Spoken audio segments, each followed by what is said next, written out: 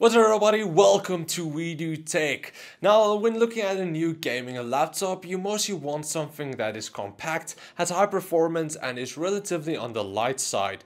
But the thing is, the smaller and lighter you go, the more heat you get, which in turn reduces performance. But Gigabyte has just brought out the new Aero 15X, which is an ultra small and powerful gaming laptop. But how does it actually perform being so small? Is it going to have a lot of reduced performance because of that? Well, let's find out right after this. Do you live in South Africa and want to get yourself some awesome new gaming products?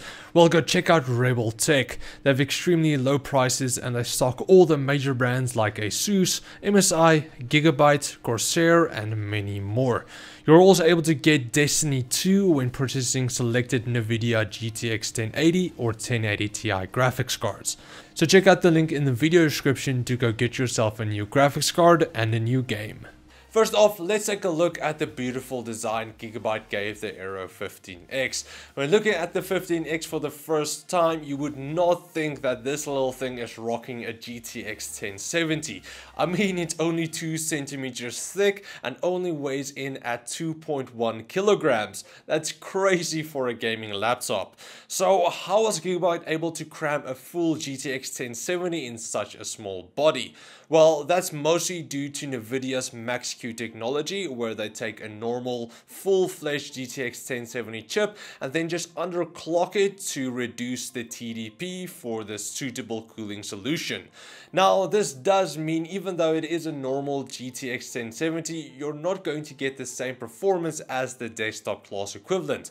But come on, for how thin this thing is, I don't really mind sacrificing a bit on performance for that.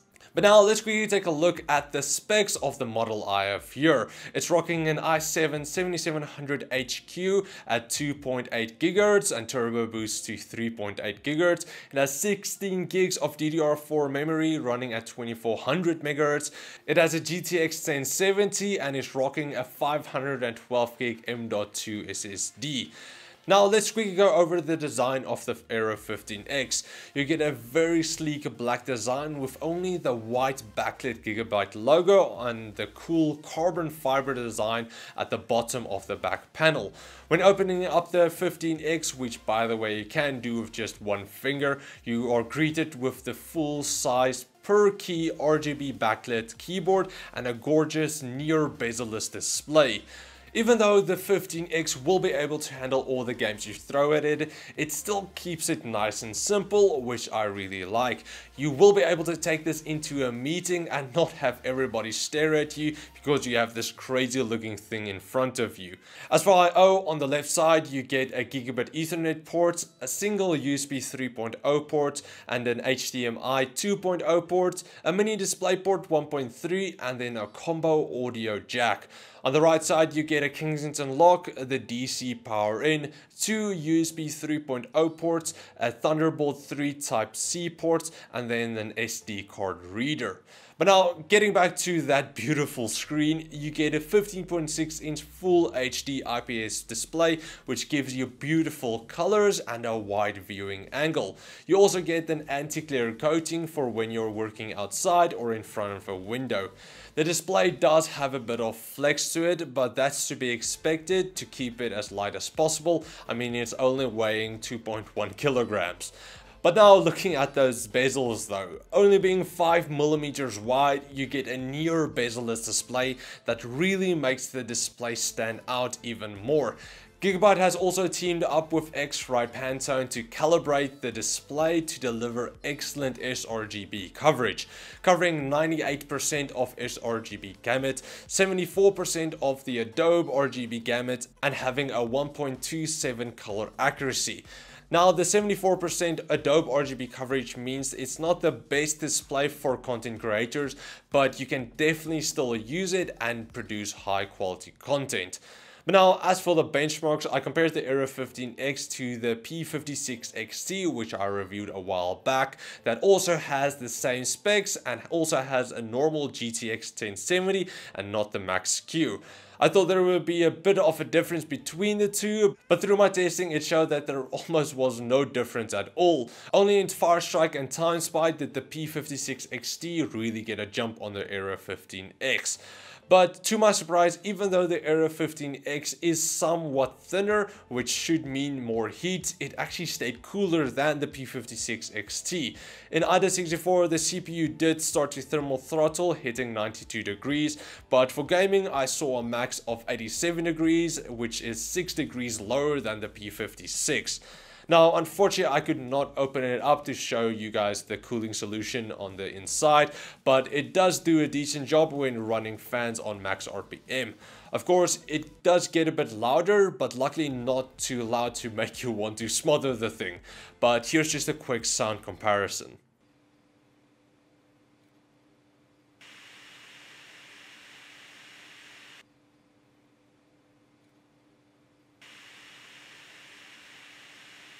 Take a look at the full-size keyboard of the Aero 15X. You get a gorgeous full RGB per key backlit keyboard that spans the entire width of the body.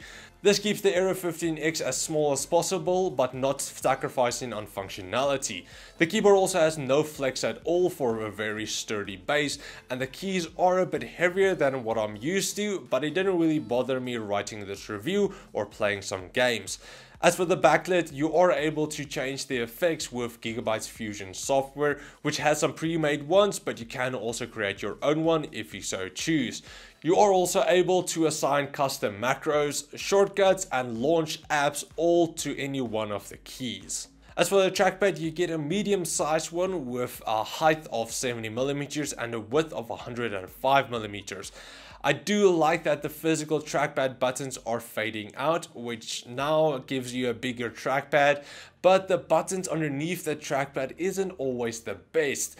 The 15X's left click is fine, but the right click is kind of squished into the corner a bit, so sometimes I just double press the left button instead. But most of the times I just use my two fingers to double tap on the trackpad, which is also a right click.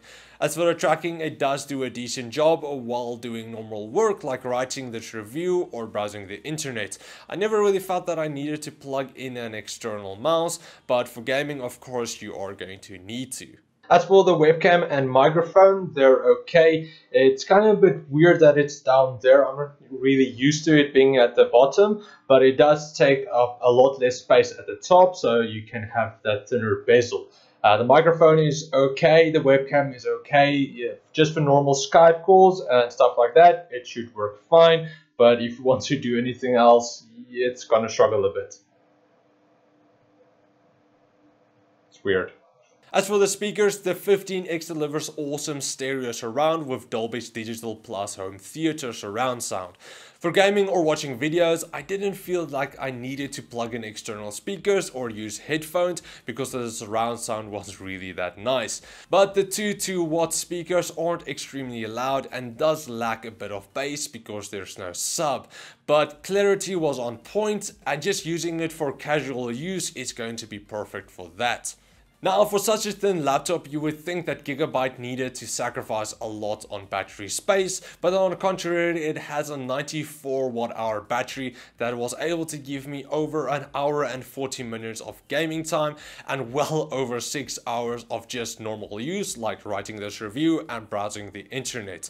As for the charger, you get a relatively small 200 watt brick that nicely enough features a 5 volt 2 amp USB charging port, so you don't have to take up a USB port on your laptop to charge your phone. Now, in the end, I was quite surprised at how well such a thin laptop performed. Comparing it against the P56 XT really showed how the new Max-Q technology really can make a difference. Now you'll be able to easily carry around a powerful gaming laptop with no need to go to the gym first. I'm looking forward to seeing how the new Coffee Lake or Ryzen mobile CPUs bundle with the Max-Q GPUs and see how well it will perform. But as for the Aero 15X, Gigabyte did a really good job to make it a great all-rounder with a lightweight, high performance and very attractive design. So if you are looking to get the Aero 15X for yourself, you can go check it out on RebelTech, which will be linked in the video description. And that's it for my review of the Gigabyte Aero 15X. If you guys like this video, please like, share, subscribe, and comment like always. And again, if you want to get it for yourself, you can just follow the link in the video description where you can get it on RebelTech if you live in South Africa, or on Amazon if you live overseas. And also a big thanks to Gigabyte for sending over the Aero 15X. So if you guys enjoy my laptop reviews, please let me know in the comments below, and I'll also be able to do some more. But yeah, that's pretty much it. Thanks for watching, guys, and I will check all of you guys next time. Cheers, guys.